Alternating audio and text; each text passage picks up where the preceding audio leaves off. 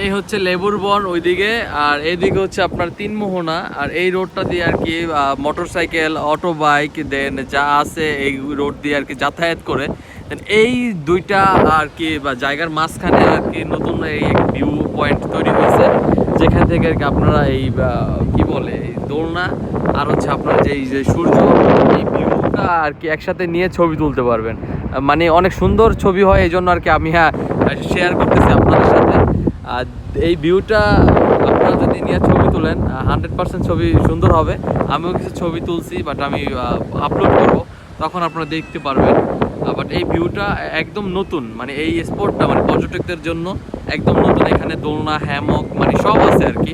আমরা Cox's Bazar marine drive থেকে যেই বিচগুলোর পাশে যে চা বাগানের ভিতরে হ্যামক তারপরে দোলনাগুলো দেখছি, সেম এইখানে করা হয়েছে। আপনারা ওই ভিউটা এখান থেকেও পাবেন, বাট ওইখান থেকে বেস্ট পাবেন, কারণ হচ্ছে যে আপনার হ্যামক এবং দোলনার সাথে আপনারা এই কি বলে সূর্যের ভিউটা পাবেন। ঠিক আছে, একদম ন্যাচারাল আর কি। ঠিক আছে, তো আপনারা সময় পেলে এখানে আসবেন, ঘুরবেন, বাট এই স্পটটা মিস করবেন না।